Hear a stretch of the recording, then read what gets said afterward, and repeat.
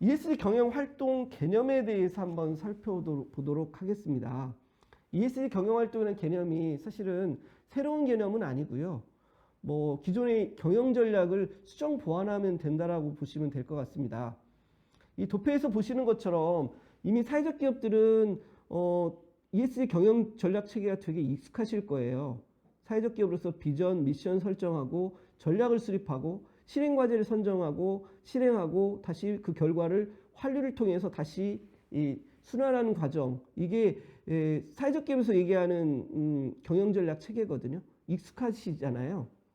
다만 이거를 ESG 경영이라고 해가지고 전혀 새로운 그런 경영 활동이나 경영 전략이라고 보시지 마시고, 아까 앞서 설명했었던 것처럼 여러 가지 ESG 관점에서, 그리고 글로벌 공급망 관점이라는 관점, 그리고 경영 공시나 평가나 이런 부분들이 중요하다. 이거는 필수적인 거라는 생각하에서 기존에 해왔었던 경영 전략 체계를 수정 보완하는 작업을 하는 게 맞다라고 저는 이렇게 조언을 하고 있습니다. ESG 경영 체계 보시면 다시 한번 좀 구체적으로 설명을 드리면, 기존의 기업 경영 활동이 주주자본주의에서 다양한 이해관계자의 자본주의로 변하면서 단순한 재무적 관점뿐만 아니라 비재무적 관점에서도 중요하다는 거. 그 다음에 재무제표만 보고 투자를 결정하는 것도 아니고 지속가능 경영 보고서라는 그런 보고서도 작성을 해야 된다라는 관점. 이런 관점에서 중요하다라는 점을 다시 한번 지적을 하고 싶습니다. ESG 경영을 불수용했을 때는 사실 기업이 평판이 나빠져가지고 아주 어려워지는, 그리고 ESG 경영을 적극적으로 수용하는 경우에는 어찌 보면 새로운 기회를 잡을 수 있는 그런 거라고 생각하시면 될 것 같습니다. ESG 경영 활동은 아까 설명드린 것처럼 기업 경영 활동의 패러다임의 변화라고 말씀드렸잖아요. ESG 경영을 수용하지 않을 경우 리스크 차원에서 되게 위험한 상황에 처할 거고요. 그리고 적극적으로 ESG 경영을 적극적으로 수용할 경우에는 기업 가치가 상승해서 지속 가능성을 제고하는 그런 측면이 있습니다. 이런 관점에서 봤을 때 ESG 경영 활동이라고 하는 것은 기존의 재무적 관점뿐만이 아니라 비재무적인 관점에서 또 중요하다는 점, 그 다음에 재무제표 이외에 지속가능 경영 보고서라는 것도 되게 중요하다라는 거, 이런 부분이라고 이해할 수가 있습니다. 계속 반복되는 얘기일 것 같지만 ESG 경영 전략이라고 하는 것은 ESG 관점에서 기업의 비전과 목표를 설정하고, 그 다음에 이러한 목표를 달성할 수 있는 전략이나 과제, 실행체계 등을 구축하여 일관되게 ESG 경영을 추진하는 것이라고 이렇게 정의할 수가 있는데, 그렇다고 하면 비전, 목표, 미션, 전략 등 이미 경영체계를 갖추고 있는 경우 어떻게 한다라고 말씀드렸죠. 기존에 있는 경영체계를 유지한 상황에서 ESG 관련된 이슈들을 재정립하고 정보 공개와 평가의 중요성, 그리고 글로벌 공급망이라는 그런 관점에서 한번 기존의 경영 전략 체계를 재정비하면 된다는 말씀을 드린 바 있습니다. ESG 경영 전략 과제, 실행 과제 예시를 들어보면 우선 ESG 규제에 대응하고, ESG가 기업의 투자나 자금 조달에 미칠 영향을 파악하고, ESG 테마의 M&A 고려하고, 신기술과 ESG를 접목시켜 비즈니스 혁신을 모색하고, 지속가능 경영 보고 방법을 학습하고, 여러 가지 예시를 들을 수는 있긴 하지만, 아까도 말씀드린 것처럼 ESG 경영 전략이 이게 ESG 단일한 정답이다라고 얘기할 수 없다는 말씀을 드리고 싶어요. ESG 경영 관련돼서 가장 어려운 거는 ESG 이슈를 정리하는 거거든요. 아까도 말씀드린 것처럼 ESG라는 그 개념 자체가 국가마다, 그 다음에 기업마다, 또 시대마다 다를 수 있기 때문에 기업 상황에 따라서, 여건에 따라서 서로 다른 경영 전략을 수립을 해야 된다는 말씀을 드립니다. ESG 경영활동 관련돼서 아까도 잠깐 언급했던 것처럼 ESG 정보 공개하고 이 정보 공개를 어떻게 투자자들이 어떻게 잘 볼 수 있도록 지속 가능 경영 보고서를 어떻게 잘 작성하느냐, 이러한 게 되게 중요하다라고 말씀을 드렸잖아요. ESG 정보 공개의 중요성은 뭐 여러 가지 가이드라인이 있을 수 있고요. 그다음에 지속 경영 가능 보고서도 관련돼서도 여러 가지 글로벌 가이드라인들이 있습니다. 근데 물론 글로벌한 가이드라인들도 있지만 국내에서도 뭐 한국거래소나 그런 데서 ESG 정보 공개 가이던스라든가 이런 부분들을 많이 만들어내고 있어요. 예전 같은 경우, 그리고 특히 대기업들 같은 경우에는 이런 다양한 지표들을 연구하고 어떤 뭐 그 해당 대기업에 필요한 아마 여러 가지 ESG 이슈라든가 그런 부분들을 찾아내고 또 어떻게 이거를 어떻게 공개를 하고 어떻게 보고서를 작성할 건지 이런 부분을 참조를 하고 있긴 합니다. 근데 최근에 아까 제가 말씀드린 것처럼 KESG 가이드라인, 그다음에 중소기업 ESG 가이드라인이라는 게 작년도 말에 발표가 됐는데 저희 중소기업이나 사회적 기업들 입장에서는 그냥 여러 가지 가이드라인을 보지 말고 그런 가이드라인을 한번 참고를 해서 한번 살펴보는 정도로만 하셔도 될 것 같습니다. 다만 이 각종의 가이드라인에 있는 기준을 학습하시는 것보다 더 중요한 거는 입증의 문제거든요. 그래서 구체적인 목표, 우리 기업에 맞는, 우리 기업이 관리해야 될 ESG 이슈가 무엇인가, 그리고 구체적인 목표는 뭔가, 그리고 이거를 입증할 수 있는 데이터 관리가 더 중요하다라고 생각이 됩니다. 대부분 기업이 영세하거나 하다 보면 이런 객관적인 데이터나 수치로 제시하는 거에 익숙하지 않거든요. 근데 하지만 앞으로는 얼마나 잘 하고 있느냐를 입증하는 게 중요하기 때문에 데이터의 관리의 중요성을 다시 한번 제가 강조드리고 싶습니다. 그리고 ESG 경영활동 얘기할 때 ESG 그래비 트레인이라는 얘기가 외국에서도 얘기가 나오더라고요.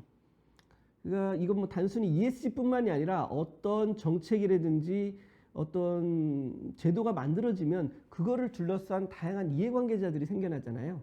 그거에 빗대서 ESG 그래비 트레인, 뭐 칙칙폭폭 모두 다 그래비 트레인에 타세요라는 이런 사파인데, 그래비 트레인이라는 게 뭐냐면 고기 국물로 만든 죽 같은 건가 봐요. 근데 이 그래비 트레인을 기차에다 태우고 다양한 이해관계자들이 출발을 했다. 뭐 예를 들어서 ESG를 바라볼 때 기업 관점, 기업 관점에서 대기업 관점, 중소기업 관점, 우리 사회적 경제 관점에서 각기 관점이 다를 거예요. 이해관계가 다르거든요. 그리고 같은 기업 내에서도 대표자와 중간관리자, 최종 말단에서 ESG 활동에 참여해야 되는 사람들의 입장이 다를 거고요. 그 다음에 또 특히 문제가 되는 거는 ESG 컨설턴트들의 입장이 또 다를 거예요. 그리고 투자자들의 당연히 입장은 다를 거고요. 지금 ESG 경영활동을 준비하실 때 좀 이런 부분들을 좀 다양한 이해관계자들이 자기들의 관점에서 ESG 경영에 대해서 얘기할 수도 있다라는 점을 충분히 인식하시고 있는 게 중요한 것 같습니다. ESG 경영활동을 고민하실 때 아까 말씀드린 것처럼 이해관계자 분석하는 게 가장 중요하다고 봅니다. 스테이크 홀더라고 그래가지고 다양한 이해관계자들의 다양한 이해관계자들의 이익이라든가 그런 걸 충분히 고려해야 된다는 게 ESG 출발점이라고 제가 말씀을 드렸잖아요. 이거를 스테이크홀더 맵이라고 해가지고 어떤 이해관계자가 무엇을 원하는지에 대해서 한번 분석을 해보자라는 겁니다. 그래서 그 세로 축에는 한번 그 각 이해관계자들의 관심사항, 그 다음에 가로 축에는 각 이해관계자들이 얼마만큼 영향력을 미쳤는지 이 두 축을 해서 우선순위를 좀 정할 필요가 있고요. 우측에 보시는 것처럼 그 가운데 우리 이 기업이 추구하는 기업을 중심으로 해서 이해관계자들을 지도를 한번 작성해 보는 거, 이것도 필요하다는 것으로 보입니다. ESG 경영활동 개념을 할 때 리스크 매니지먼트라는 개념이 있습니다. 위험이라고 하는 것 자체는 피할 수 있고 예상할 수 있어서 피할 수 있으면 그게 가장 좋은 거지만 사실 경우에 따라서는 예측하지 못한 위험이라는 게 올 수 있거든요.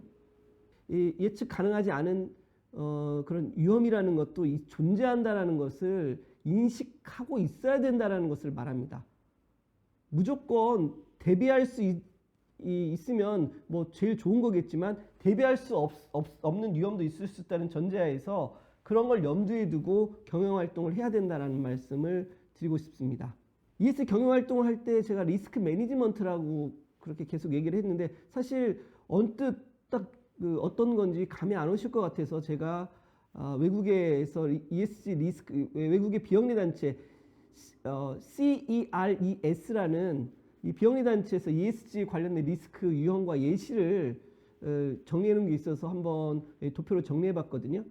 ESG 리스크라고 하는 것 자체를 한번 유형을 살펴보면 물리적인 리스크가 있을 거고요. 공급망 차원의 리스크, 평판 리스크, 규제, 아까도 말씀드렸지만 소송 관련된 리스크도 있다라고 그랬잖아요. 또 이행 과정에서 뭐 발생하는 리스크, 그다음에 인적 사람 어차피 이거 모든 그 경영 활동은 사람하고 뛸래야 뛸 수 없기 때문에 인적 자본 관련된 리스크, 그러니까 여러 가지 리스크들이 있는데 이런 리스크의 유형을 한번 제가 열거해 봤습니다.